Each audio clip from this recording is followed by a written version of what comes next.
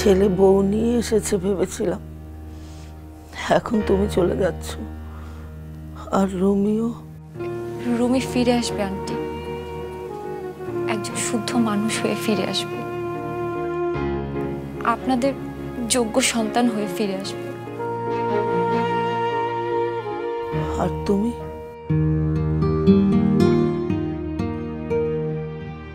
এটা আমার জন্য, এটা আমার জীবনে পাওয়া সব থেকে দামি উপহার।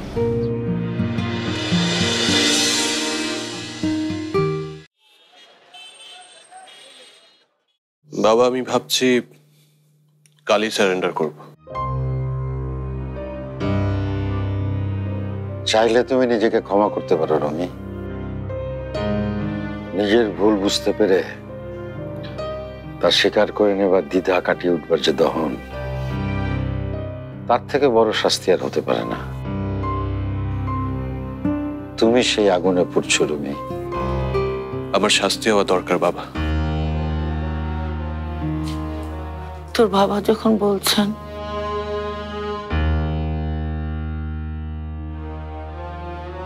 ওর সিদ্ধান্ত ওকেই নিতে দেবে জোয়ানা। আমার শাস্তি না হলে অনেকে আমার মতো রুমি হতে চাবে মা। তুমি যেটা ভালো মনে করো সেটাই করো রুমি। যাও, ঘরে গিয়ে ফ্রেশ হয়ে নাও।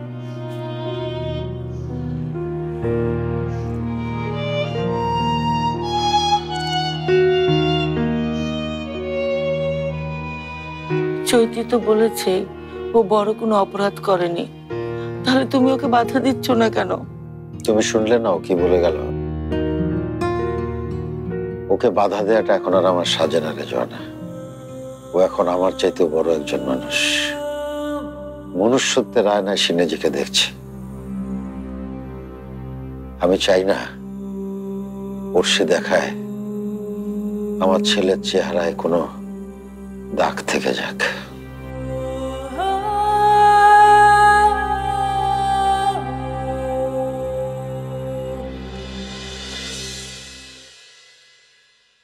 আব্বু, আব্বু,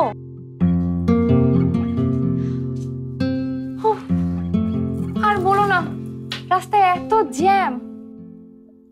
তুই একা কেন? রুমি কোথায়? বাদ দাও তো ওর কথা, আমি ওকে ছেড়ে চলে এসেছি। আর বলো না, ওদের বাসাটা এত ছোট যে আমি থাকতেই পারলাম না।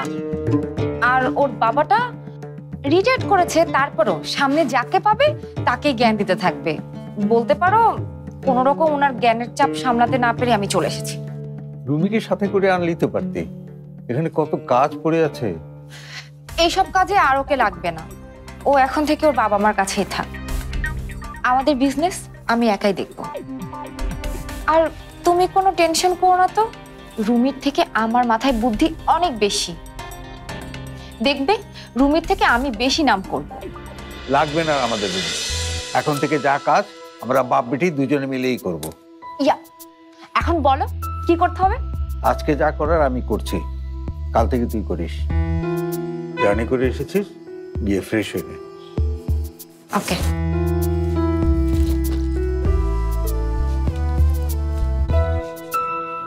চৈতি, হ্যাঁ, ব্যাগটা রেখে যা, রোহিত নিয়ে যাবে তোর রুমে।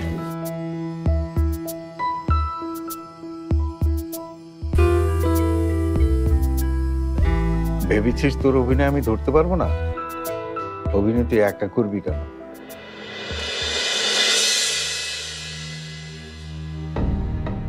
আব্বু, মামুন ভাই কি এসেছিল? কই না তো।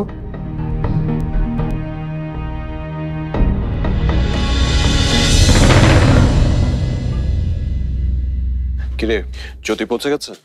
হ্যাঁ, পৌঁছে আমাকে ফোন করেছিল। গুড। রাতের মেনু কি রে? তোর জন্য এত বড় একটা মাছের মাথা রান্না করা হয়েছে।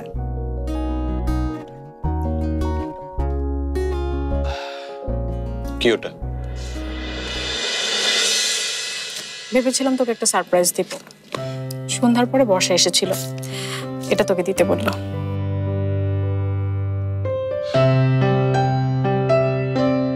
মেকআপও পাঠিয়েছেন। সত্যি বলছি।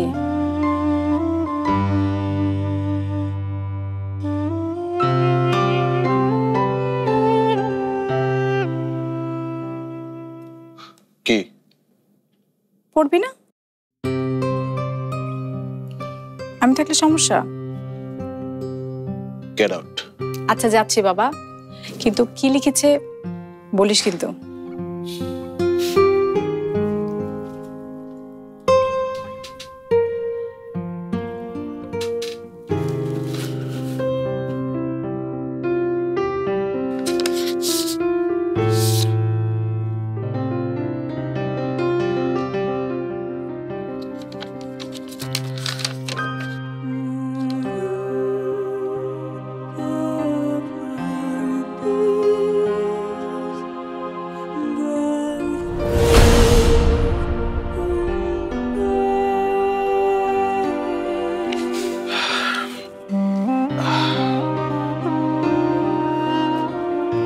তা এ নিয়ে কয়বার হলো?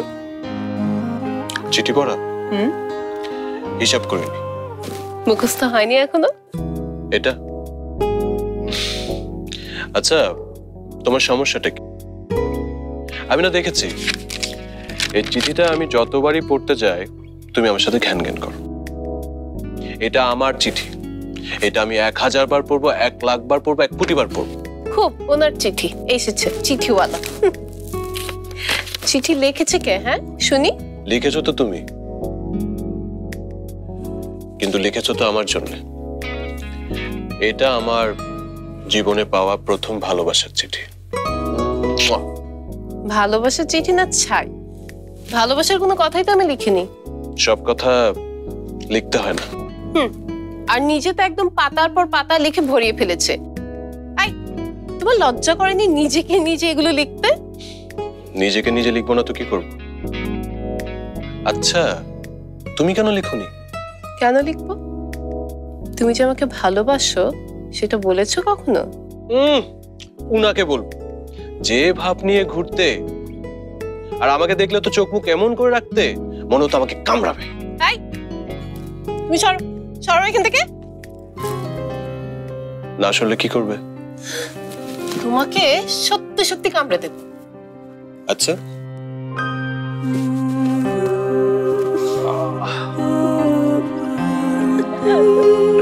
ছাড়ো ছাড়বো। ছাড়ো।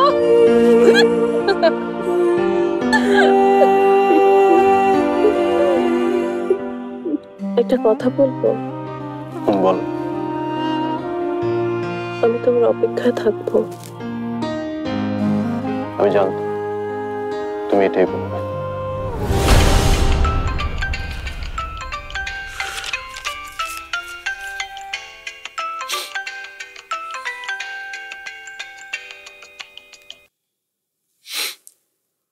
হ্যালো, আবিরের সাথে আমার কথা হয়েছে।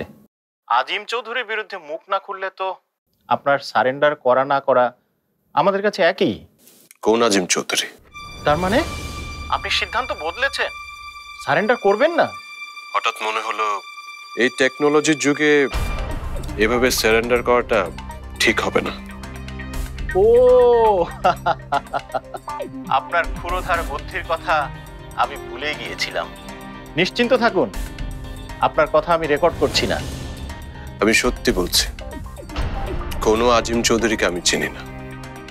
আর হ্যাঁ, তার বিরুদ্ধে যদি কোনো অভিযোগ থাকে সেটা প্রমাণের দায়িত্ব আপনাদের। আমি শুধু সেসব বিষয়ে আপনাকে স্বীকারোক্তি দিতে পারবো যেটা আমি করেছি। আই হোপ আমি আপনাকে বোঝাতে পেরেছি। বুঝলাম, কাউকে চেনার দরকার নেই আপনার। আপনি শুধু সারেন্ডার করুন।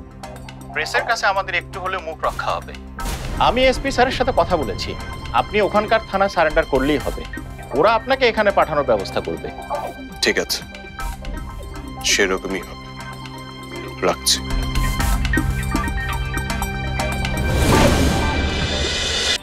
নিশ্চিন্ত থাকুন, আপনার কথা আমি রেকর্ড করছি না। আমি সত্যি বলছি, কোনো আজিম চৌধুরীকে আমি চিনি না।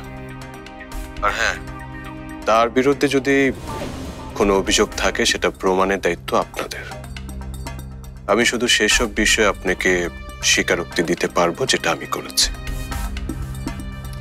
আই হোপ আমি আপনাকে বোঝাতে পেরেছি। বুঝলাম, কাউকে চেনার দরকার নেই আপনার। আপনি শুধু সারেন্ডার করুন। প্রেসের কাছে আমাদের একটু হলেও মুখ রক্ষা হবে। আমি এসপি স্যারের সাথে কথা বলেছি, আপনি ওখানকার থানায় সারেন্ডার করলেই হবে। ওরা আপনাকে এখানে পাঠানোর ব্যবস্থা করবে। ঠিক আছে, সেরকমই হবে। রাখছি।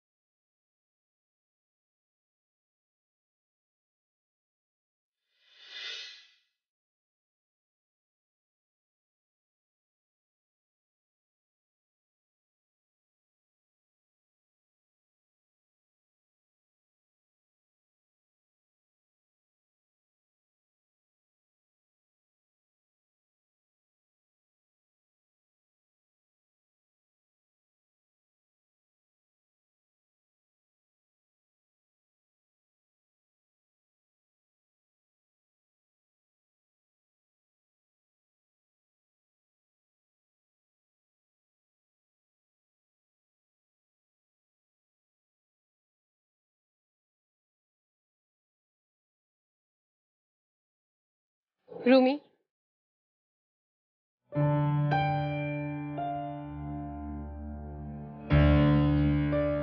মেঘ,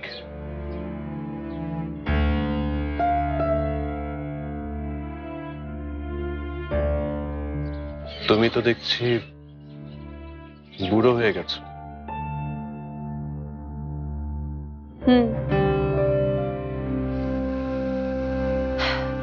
মেঘে মেঘে মেঘের বেলা ঢলে গেছে, কিন্তু আগের থেকে আরো বেশি কোমল হয়েছে।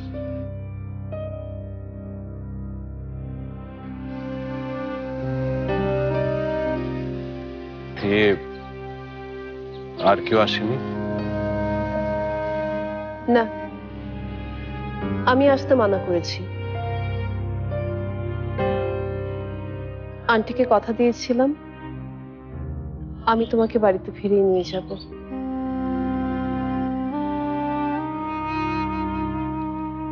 তাই আর কাউকে ওগুলো কি আমার জন্য? দেখো তো, আমি একদম ভুলে গেছি।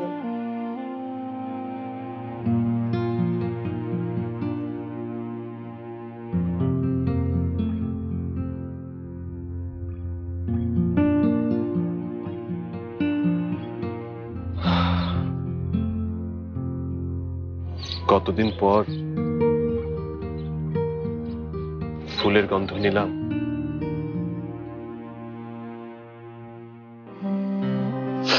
হুম,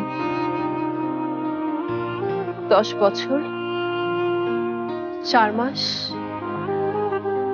আর 11 দিন। তুমি দিন পর্যন্ত মনে রেখেছো?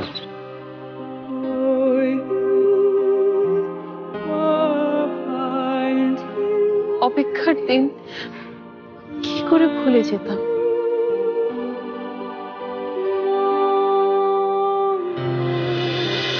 তুমি সুখ যদি নাহি পাও, যাও সুখের সন্ধানে যাও।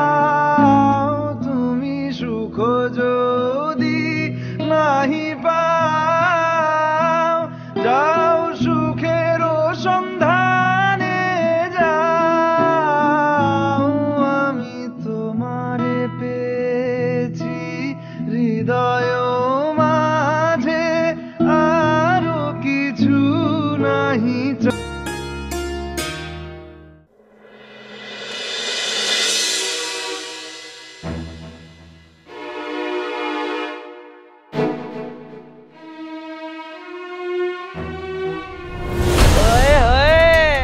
তাইলে তো এবার শুধু খাওন দাওন হইব না, লগে ওইটাও হইব। হবে, তবে এই কাজের ব্যাপারে তপু আর আবিরকে কিছু বলা যাবে না। এই নে, ডিম দিলাম।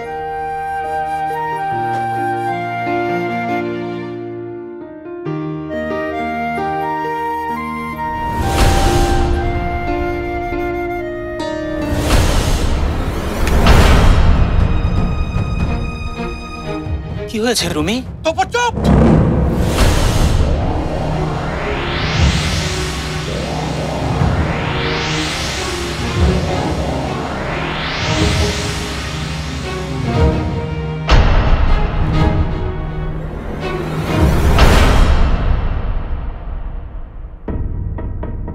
পুলিশকে নিয়ে আমি ভাবছি না মামুন। পুলিশ আমার বিরুদ্ধে কিছুই প্রমাণ করতে পারবে না। আমি ভাবছি তোমাকে নিয়ে। রুমি দলের স্বার্থে তার বন্ধু আবিরকে খুন করে ফেলেছে। এখন নিজের স্বার্থে তোমাকে ফাঁসাতে তার একটু বাধবে না। পুলিশ তোমাকে ছাড়বে না মামুন, পুলিশ তোমাকে ছাড়বে না।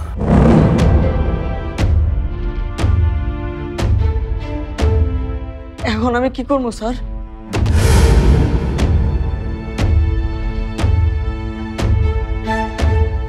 ময়মনসিংহে ফিরে যাও। যেভাবেই হোক রুমির সারেন্ডার করাটা ঠেকাও।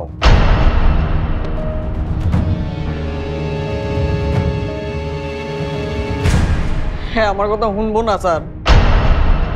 না শুনলে অন্য ব্যবস্থা করতে হবে।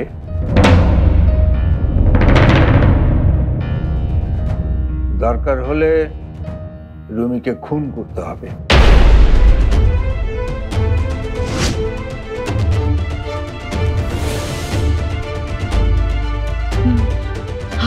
আমি পারবো না স্যার, আমি পারবো না এটা। মামুন! রুমিকে মারার দরকার কি?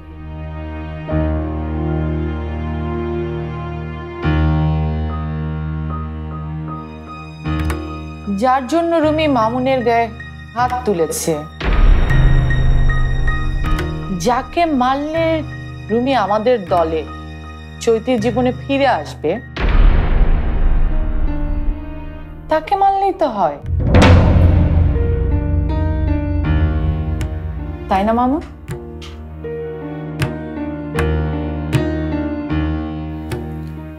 ওই মেয়েটাকে মেরে ফেলো।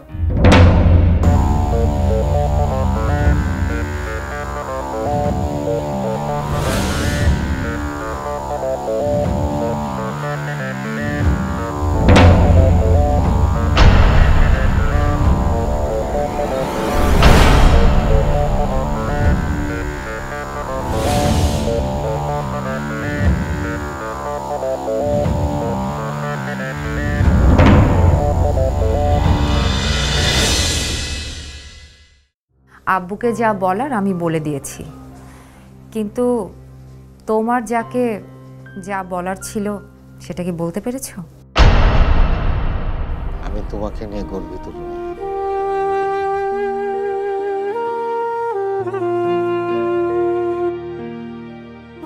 মেঘ, আমি চলে এসেছি। আমি আসছি।